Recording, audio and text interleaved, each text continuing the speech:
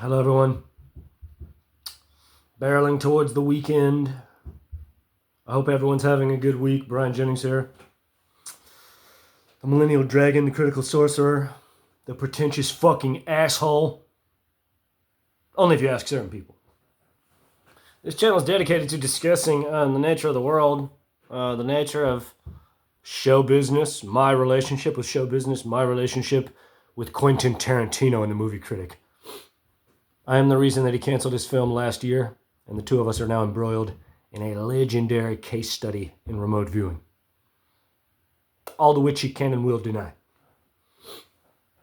And so I talk about that a lot, but I also talk about other things. Because the world is a broad tapestry of diarrhea. 4 girls finger painting. And so today, I thought I might talk about internet culture. I might talk about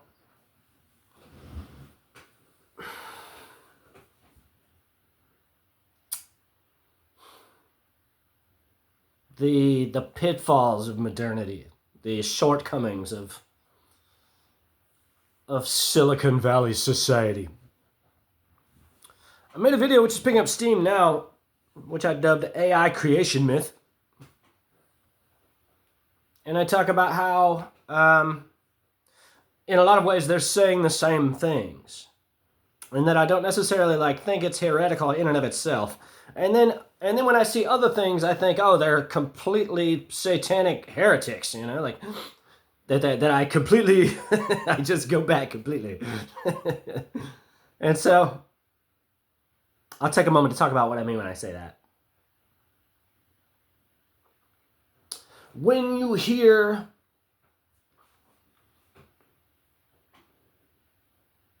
Sam Altman say things like, oh, we can cure all disease and have infinite resources and travel the stars, and it's very whimsical, mystical, kind of esoteric horseshit. You can't help but think he's on a spiritual journey, right? Oh, good for you, buddy. Right? But when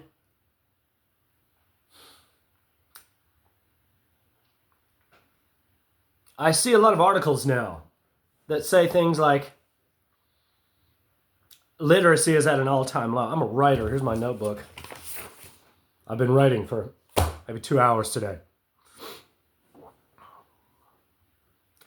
And you see things like kids are frustrated at the fact that they are expected to write 5 paragraphs in an hour. I can write 5 pages in an hour. Right? Then that kind of, right?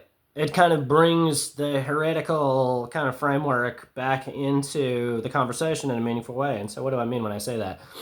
This channel exists solely out of my recognition that Quentin Tarantino, right, wants me to blow my brains out. That's why I made the channel, right? It wasn't to be popular or occupy my time on the internet. It was to set the record straight about the fucking movie Critic because he's a powerful guy. And because I'm not going to kill myself, that gives me grounds to have concern that he will send someone to murder me. Right? Yes, oh, I know, he's not well. Yes, okay, sure. That's fine. I get it. I don't fault anyone for their skepticism, right? Because he's not being honest about the film. But when I used social media, I was all up in the internet, not really, but I used it for maybe 10 years. Until 2016, 2017. And I quit, I never looked back. I wouldn't be doing any of this right now if I didn't have this pathological relationship with this powerful guy. Right? And so,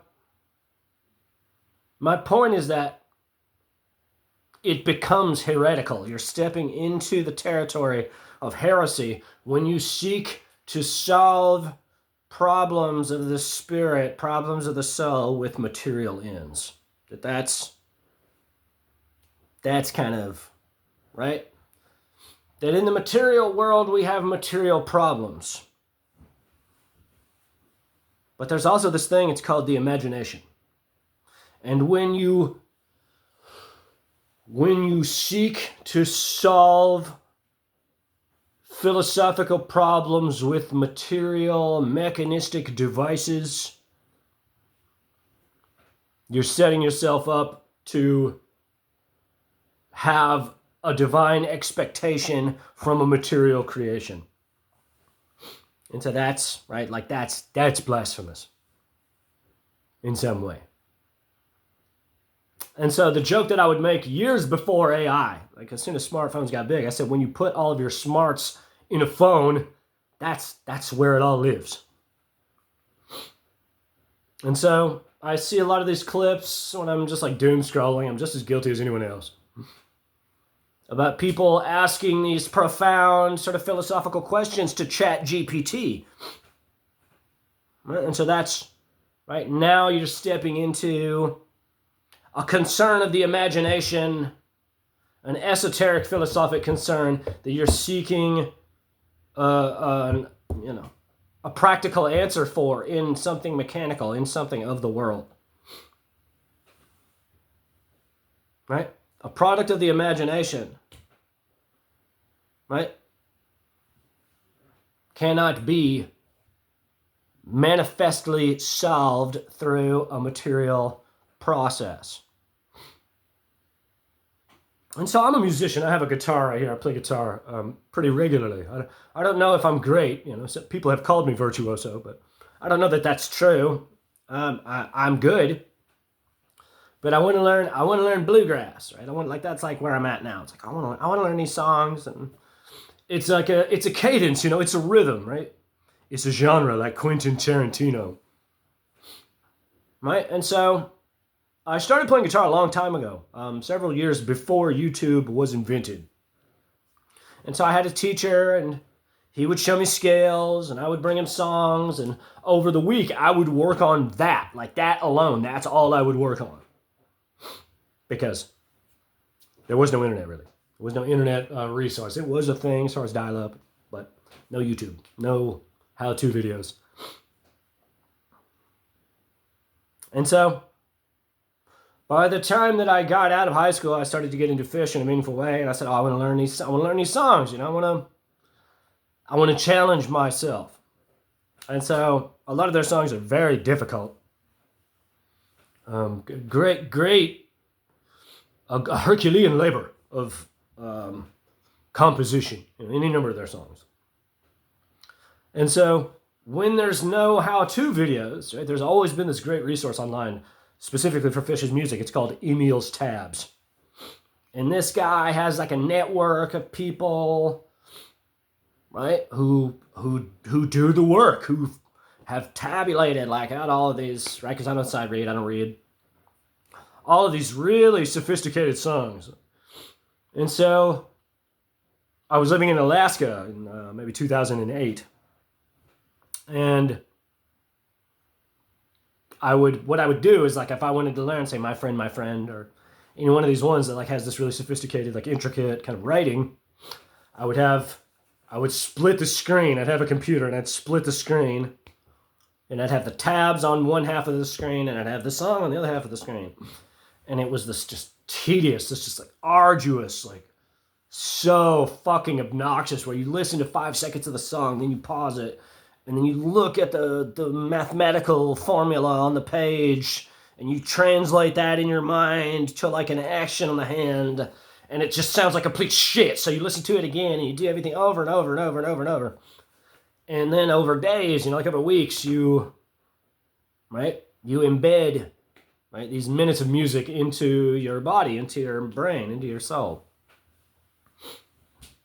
Okay. If we go back even further to, say, the Gutenberg Bible, and they had music then too.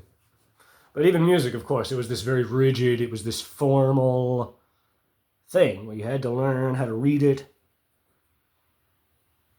almost even before you could play it. But you had to understand the language of music before you could speak it.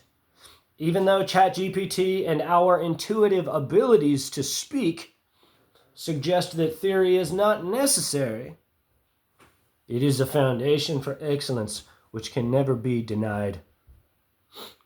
So, there's this,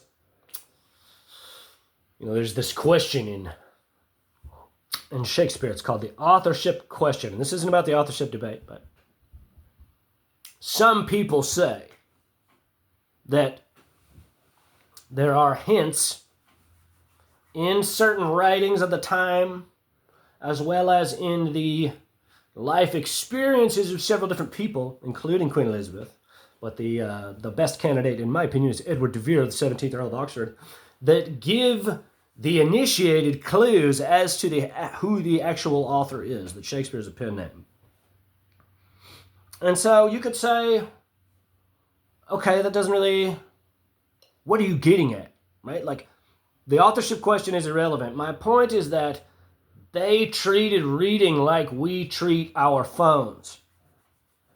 That reading was a multimedia, fully immersive thing. Literacy rates at an all-time low.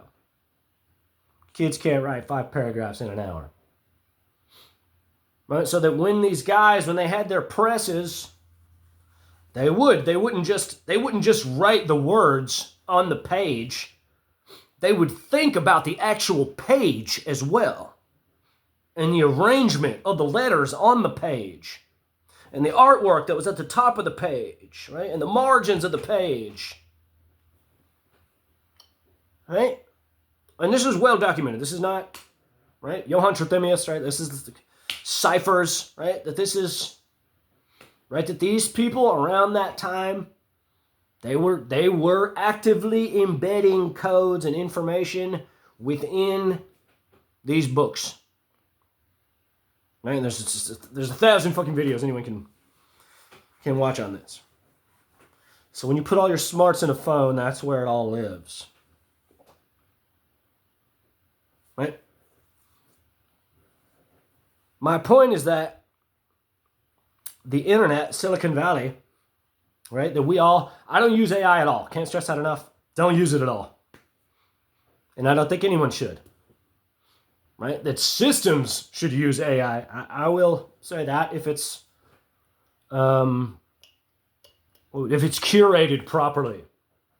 As far as the law, medical diagnosis, I guess.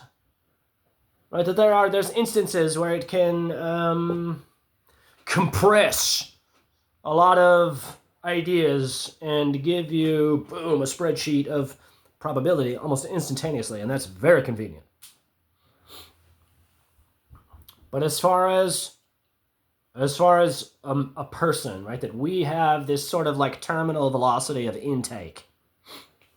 And so what I'm saying right now is that our decline in literacy rates stems from the fact that we accrue all of our content through a digital device, which is connected to an information superhighway, which has the infinite potential to distract you.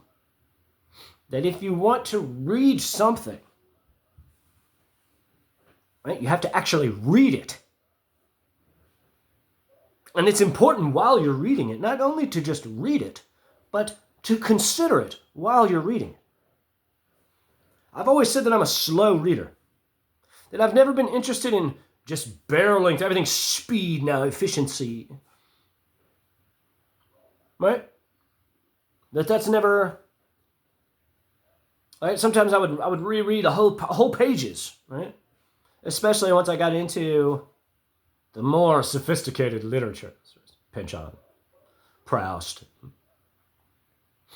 Right? That you read these long, beautiful sentences that cover, a page and a half, and by the time you get to the end of the sentence, you kind of forgot what you were reading about. Right? And so, right? Per internet, like new culture, it's like, oh, I don't have to go back. I just need to like pull up another file that can tell me what was on those pages that I just read. And that's like, this is the decline, right? That's the source of the decline. Right? That you have to go back and reread it. And every time you arrive at like a phrase, a sentence, a page, an idea, a word that you don't understand, you have to stop reading. And you have to consider it. Right? This is why literature hit a great watershed at the turn of the 20th century, because encyclopedias and dictionaries are everywhere. But the internet wasn't anywhere. So people could read, Joyce, they could read Proust. And anytime they saw a word they didn't understand, people could read Thomas Pynchon, a couple decades later. That they could have their set of encyclopedias right on the shelf. Right? It's like, oh gosh, amalgamate. What is that? Right? But the problem now is that, like, if you go to Wikipedia, right? If you go to dictionary.com, you don't just have a book that gives you definitions, right? You have, right, a request to donate money, an ad for tampons. And, they bury you in a bunch of ancillary bullshit. This is what they were talking about in Ready Player One. That they can cover some 90% of the screen with ads so that you have to spend 10 minutes just closing them all out before you can begin to do whatever it is you want to do. And so we're so deeply entrenched in this Silicon Valley ideology, right? Which touches on blasphemy in some way. This is why people say it's blasphemous. I believe that most of those people who are interested in design, right, if they are altruistic in any way, then they're not heretical, right? But if they're outright saying that religious and spiritual insight is pure anachronistic antiquarian notions of superstition, and that this object, right, can cure the ails of the world, then I think that touches on heresy in a palpable way. Because there is this thing, it's called the imagination. There is this thing that's called emotion. There are these things called ideas that begin and exist in a perpetual state of non-manifestation. And so therefore, right, you have to resolve the issues within said conditions in a similar esoteric state. Right? So when a child says, "Oh, I can't write that much in an hour," right? It's because they've never done anything but write. Right? When a child says, "Oh no, I can't read," right? When an adult says, "Oh no, I can't read books," it's because they haven't actually read a book in 20 years. Right? That this is simple stuff. This is not like a convoluted level of logic here. And it is really sad. It is really sad. I'll tell you what I thought. I'll tell you the thought that I had. Being a musician. Rick Beato was talking about a country music song hitting number one on the digital download charts. And of course all of the comments were like, "Oh, AI slop," but people are buying it, And so the thought that I had was like, "Oh, they need there's a great irony here. There's a great irony here. That I could write a great AI song, right? But I'm a real musician, right? And that's the irony. That the person who could actually utilize that technology, right? That farce, that tool of convenience, to utilize something novel and unique, has a deep spiritual and philosophic issue with using it because they have the facility within them and would rather express it as a divine creature of God, which can never be reduced to a formula. Right? So perhaps this is the point that all of these evangelical spiritual types are getting at. Right? That idolatry, right? That it's a form of idolatry. Right? And so I'm not telling you, I'm not I follow the teachings of Jesus, of course. Blessed are the meek, for their inheritance is the earth. Right? But I'm not telling you that you have to pay tithes to a super church that has a Starbucks inside of it. That's not what I'm saying. In fact, I'm saying the opposite. Right? I operate on this sort of Manly Palmer Hall, Aleister Crowley kind of frequency. Right? And so those same people, they call me a heretic as well. But my point is that there's no material solution to a spiritual quandary. right? And so the desire to write cannot be manifested through looking out into a material object and seeking the solution within it, right? The desire to read a great novel and understand it cannot be truly acquired by looking out into something that isn't the actual book, right? That if you want to write, you have to shut out everything else, right? And you have to pick up a pen and a notebook and do that and do nothing but that all day. And so that's its own skill set, isn't it? Not everyone can do that. Not everyone can write for 8 straight hours. I can, but some people can't. Right?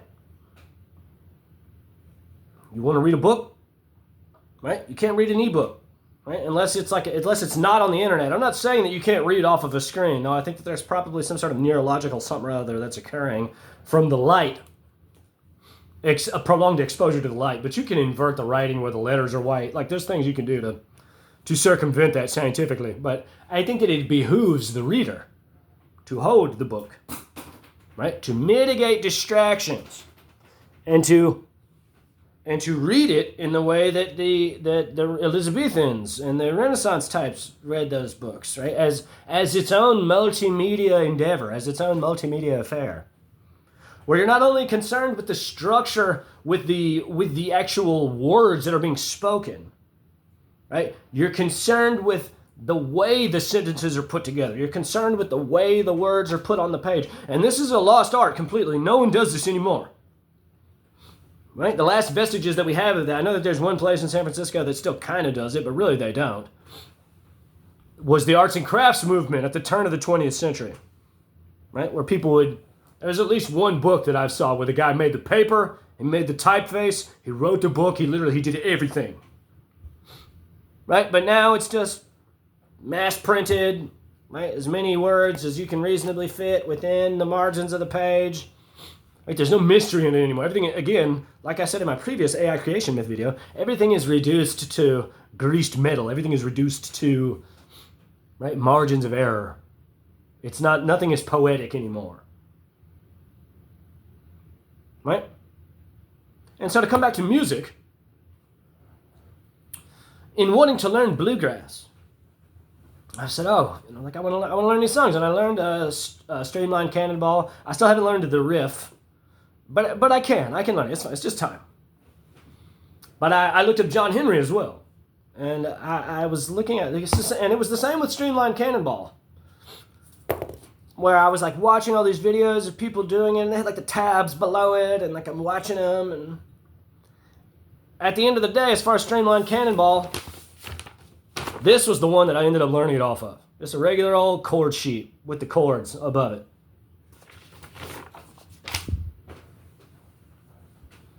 And I'm sure that it's the same with John Henry too. And I'm sure that's true with the riffs as well. Right? And so what does that tell you? Right? That you can, the philosophy of Silicon Valley is dopamine overload, right? That's my point. And this is why we as a society have to rebel against them. Call me a Luddite, call me whatever you want, right? But they're engendering a neurological condition within the masses to suit the scope of their desire, right? Which is OG occultism, right? And so it's very subtle, right? But they don't, like those people, they want you staring at the screen, right? And so it's incumbent upon each individual to recognize that mastery of any sort only in truth comes from introspection, right? You'll never yield something great out of you by prompting a machine to show you what it is that you're thinking of. You deny the validity of your imagination by offering the treasures of your soul to a machine to plagiarize it for you. So, something to think about. What's Quentin doing? I don't know. Thinking about me? But we're moving on. Of course, I always have more that I could say about Quentin. Right? He tells everyone, I don't know what right? Anyone who looks at it, I don't know. He finds himself in a quagmire. where he can't really say, right? Like if I wanted to write someone, right? If I wanted to say, write Guillermo, right? David Mamet, any of these guys, write him a physical letter. That he can't really like go out of his way without proving me right. And so this is why I made the channel. This is why I invite anyone who calls himself a clairvoyant, who remote views people, to just print out his picture, print out Daniela's picture, send it. Right? Number one, he's not going to know that you're there. Right? And even if he does, right, he's not going to know who you are. And even if he did, he can't do anything to you, or he proves me right. That's my point. So, it's about talking about it. He's allowed to hate me. So, I jump into the matrix, right? To save my life, to set the record straight. Right? He wants to call me a loser in private. I'm going to call myself a loser in public. And then eventually let him admit that, in fact, he was the loser in that formula because he played a fucked up mind game and lost. Right? So, this is what Silicon Valley is doing. They're doing the same thing in their way. Right? That they create these devices, these apparatuses, right? And it's intrinsically true that all of these people have vested political interests at stake here. It's also worth pointing out that within, I just learned this a couple days ago, that within the Big Beautiful Bill, that all of the states signed over on, right? That Congress has signed, your representative signed off on. No one is allowed to implement any AI regulation for a decade. So, who put Donald Trump in the White House? Elon Musk, Mark Zuckerberg. Right? Elon Musk is spitting out a bunch of methane in his AI data center. Right? My mother's electric bill is 6 times higher than usual because these types are like subtly controlling the world and keeping us all distracted, keeping us all mediocre by compelling us to continue staring at these screens. And so that's, right? They see themselves, right? This is like, that's, and now we're touching on heresy, on notions of the Antichrist, right? I've said it more than once that Quentin checks all the boxes, and these types do as well in a big way, as far as like, oh, I'm very charming, I'll solve all your problems. When in reality, it's pretty obvious they just care about money. I don't know that that's true with Elon. I don't know if that's completely true, but with Sam Altman, for sure. For him to take that company private, you can't trust a person like that. You can't trust a person to accrue a bunch of funding around an idea that's supposed to be public and then like double back and say, oh, well, no, now that the money's here, it's about me having money. Right? You can say, oh, I want to make a bunch of money. Like that's like, there's nothing wrong with that. But to play on people's altruism around notions of national defense, around notions of intellectual property, only to contrive an apparatus that does nothing but chew up, regurgitate, and spit back out what other people have made. Right? That allows you the convenience of resting on your laurels and not compelling yourself to excellence. Right? All great things come at a cost of sacrifice. Right? And so in that way, I am supposed to be a movie star. I was supposed to sacrifice the sovereignty of my mind in exchange for being Quentin Tarantino's last movie star. That's right. That's how he saw it. On some level, I don't see that as an unfair exchange. Right? As far as not saying anything to me. He wanted me to like play the telepathy game all the way up onto the stage. And so, I didn't do that because that's my right. And so, now, we're talking about it now because he used that same facility when he didn't coax control of my mind out of me in a reasonable way to unreasonably, right, compel me to seem insane, compel me to suicide, compel me to permanent hospitalization, to justify to the people that he lied to about me the fact that he lost the game of Russian roulette that he played with his career. And so though it's a bit of a reach, like we're giving it a bit of a reach around, right, Silicon Valley is doing a similar thing. Right? Where they're expecting you to offer up the true genius of the divinity inside of all of us in exchange for a deluded, corrupted, right, material half measure that offers a convoluted, sick, carcinogenic essence of what genius truly is. So, something to consider. Pray for me, pray for Quentin, right? Help him see what's good in his life, right? We're going to keep talking about it until he tells the truth about the movie. So, God bless.